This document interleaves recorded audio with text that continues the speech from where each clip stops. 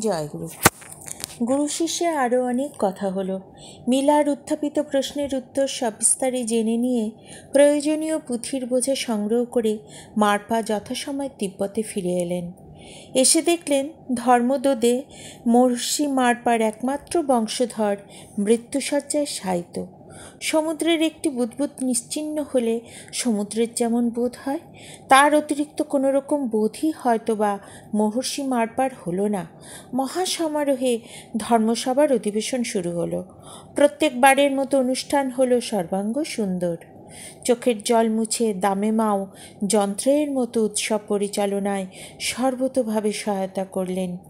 পিতা মারপাকে অতিক্রম করে গুরু মারপাই যে সগৌরবে প্রাধান্য লাভ করেছে এ সত্য সকলের চোখেই প্রতিভাত হতে লাগল। ধর্মদোদে ছিলেন মহর্ষির দক্ষিণ হস্তস্বরূপ। ধর্মসাধনার ক্ষেত্রেও তিনি কৃতিত্ব বড় কম অর্জন করেননি। অতএব ঋষি পিতার তিরোধান ঘটলে তিনিই যে কার্গুৎপ ধর্মশাখার প্রধানরূপে পিতার স্থানে অভিষিক্ত হবেন সে বিষয়ে কারুর মনে সন্দেহ ছিল না। ধর্মদোদের অকাল মৃত্যুতে এই ধর্মশাখার ভবিষ্যৎ চিন্তায় সকলেই অল্প বিস্তর উৎকণ্ঠিত হয়ে উঠেছিলেন। কিন্তু সকলের সব উৎকণ্ঠা ও দুশ্চিন্তার মাঝখানে মহর্ষি মারপার মধ্যে এতটুকু ভাবান্তরও দেখা গেল না। তিনি বললেন, আমার পুত্রের আসন্ন মৃত্যুর ইঙ্গিত আমি মহাগুরু নারপার কাছে ইতিপূর্বেই পেয়েছি। আমার শিষ্যদের মধ্যে কে কোন পথে যাবে সে ব্যবস্থা তিনিই করবেন। সেজন্য কারুর কোনো দুর্ভাবনা নেই। তোমরা যে যা স্বপ্ন দেখবে তার মধ্যেই থাকবে তোমাদের পথের নির্দেশ। তোমাদের স্বপ্ন বিবরণের বর্ণনা থেকেই সে ইঙ্গিত সকলের কাছে সুস্পষ্ট হয়ে উঠবে। কয়েকদিন ধরে চলল স্বপ্ন জিজ্ঞাসা। মিলা দেখলেন বিচিত্র এক স্বপ্ন।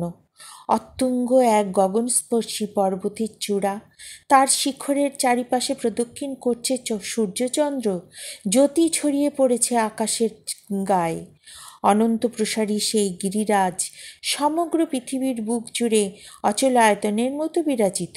তার চারিদিক থেকে চারটি বিপুল ধারা নেমে এসেছে এবং মহাসমুদ্রে গিয়ে মিশেছে। অগণিত ত্রিশাতুর নরনারী অঞ্জলি ভরে সেই বাড়িধারা পান করে পরিতৃপ্ত হয়ে দলে দলে ফিরে চলেছে। মহাসমুদ্রের তীরে তীরে পুঞ্জে পুঞ্জে ফুলের মেলা। মিলার মুখে সুদীর্ঘ স্বপ্ন বৃত্তান্ত শ্রবণ করে মহর্ষি দামেমাকে ডেকে আর এক প্রস্থ উৎসবের আয়োজন করতে বললেন। সমগ্র শিষ্যমণ্ডলীর সমক্ষে এই রহস্যময় স্বপ্নের মর্ম কথা ব্যাখ্যা করে মহর্ষি বললেন, সারা জীবনের তপস্যার শেষে এই পুণ্যময় পরিণতির অপেক্ষাতেই আমি ছিলাম। আমার কর্ম সফল হয়েছে। আমার ধর্মশাখার সুযোগ্য শিষ্য মিলার হাতেই আমি দিলাম আমার প্রতিনিধিত্বের দায়িত্ব। আমার আজীবনের তপস্যা যদি সত্য হয় তাহলে আমার এই ভবিষ্যৎবাণী কখনোই মিথ্যা হবে না। আর আমার যারা শিষ্য তারা সকলেই চরম সম্পদের অধিকারী হয়ে এ জন্মে নির্বাণের অমৃতপদ লাভ করে কৃতার্থ হবে।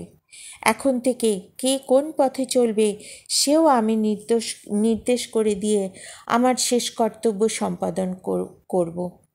সারা জীবন ধরে বহু আয়াসে মারপা যে সমস্ত অমূল্য পুঁথিপত্র সংগ্রহ করেছিলেন সে সমস্তই তিনি অধিকার ভেদে সে সকল শিষ্যের মধ্যে বন্টন করে দিলেন এবং সেই দিন থেকে দিবারাত্রি ধরে একটানা স্রোতে বহুবিধ দানের পর্বে মহর্ষির আবাসস্থল যেন জ্ঞান বিজ্ঞানের তপমান হয়ে উঠল।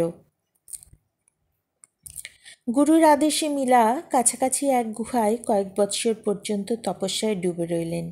আহার নিদ্রার প্রয়োজন ছিল না বললেই হয়, কিন্তু গুরুপত্নী নির্বন্ধাতিশয্যে নিয়মিতভাবে তাকে আহার করতেই হতো। একাশনে স্থিরভাবে বসে দিনের পর দিন নির্বিকারভাবে কেটে যেত।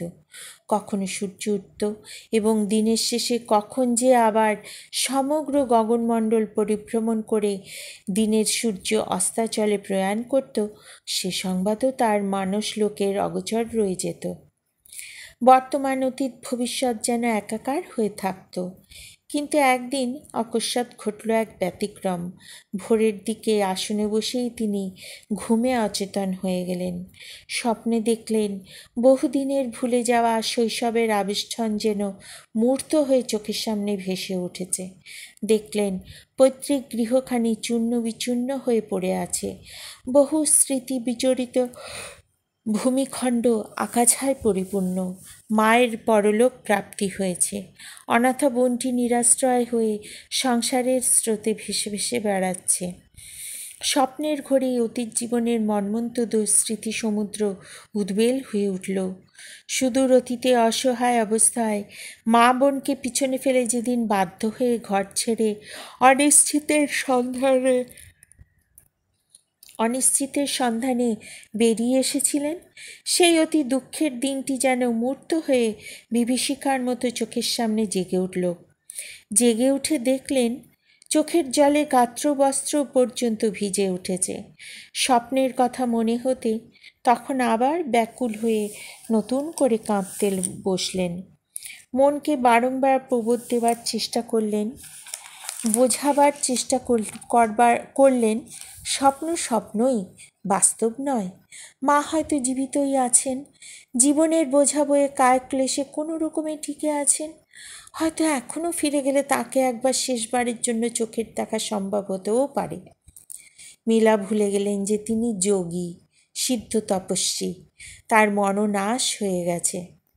আত্মসংবরণ করতে না পেরে তিনি ক্ষিপ্র করে সাধন গুহার প্রাকার ভেঙে গুরু সন্নিধানে উপস্থিত হলেন। গিয়ে দেখলেন গুরু তখনও নিদ্রিত। সুপ্ত গুরুর শিয়রে দাঁড়িয়ে তিনি অনুজ্জ কণ্ঠে নিজের বক্তব্য নিবেদন করলেন। সঙ্গে সঙ্গে গুরু চোখ মেলে চেয়ে মীলাকে তদবস্থায় দেখে তার অসন্তোষ জ্ঞাপন করে বললেন, এ কী কাণ্ড! অসময়ে সাধন গুহা ছেড়ে এসে মোটেই ভালো করনি। এতে সাধনের বিঘ্ন ঘটা কিছু বিচিত্র নয়। এখনই গুহায় ফিরে যাও। মীলা বললেন, প্রভু, আমার মন বড় চঞ্চল হয়েছে। কতদিন পর্যন্ত আমার মায়ের কোনো সংবাদ রাখি না। তিনি বেঁচে আছেন কি না তাও জানি না। এই নিদারুণ কর্তব্যচ্যুতির কথা মনে হয়ে কিছুতেই শান্তি পাচ্ছি না। দুঃস্বপ্নের পীড়নে আমার অন্তর ব্যথিত হয়ে উঠেছে। কেবলই মনে হচ্ছে নিদারুণ পীড়নের মুখে মাকে ফেলে রেখে পালিয়ে এসেছি। আপনার আদেশ পেলে এতদিন পরে একবার কয়েকটি দিনের জন্য ঘরে ফিরে যাই। বলতে বলতে মীলা লক্ষ্য করলেন শিয়রের জানলার ফাঁক দিয়ে নবারুণের প্রথম আলোর ছটা মহর্ষি মারপার মহিমান্বিত ললাটের চারপাশে বিচিত্র জ্যোতির্মণ্ডলীর সৃষ্টি করে রেখেছে।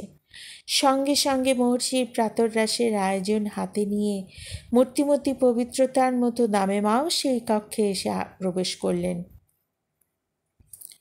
স্থিরভাবে মীলার প্রার্থনা আদ্যপান্ত শুনে মহর্ষি বললেন, তোমার মন যখন এতই উতলা হয়েছে তখন তোমাকে আমি বাধা দিতে চাই না, কিন্তু এতদিন পরে ফিরে গিয়ে তুমি যে তোমার জননীকে জীবিত দেখতে পাবে তা আমার মনে হয় না। যাদের জন্য তুমি চিন্তিত হয়েছ তাদেরও যে সুস্থ অবস্থায় দেখতে পাবে সে আশা করা বৃথা। তোমার হয়তো মনে আছে, যখন প্রথম এখানে এসেছিলে তখন আমাকে বলেছিলে যে ঘরের টানে তুমি কোনোদিনই উতলা হবে না, কিন্তু কার্যকালে এখন দেখা যাচ্ছে যে ঘরে ফেরবার জন্য তুমি ব্যাকুল হয়েছ। যাবার আগে তোমাকে জানিয়ে দিতে চাই যে তোমার আমার এই জীবনেই শেষ সাক্ষাৎ। তুমি আমার ঘরে এসে আমাকে নিদ্রিত দেখেছিলে, তাতেই সূচিত হয়েছে আমার চিরনিদ্রার ইঙ্গিত।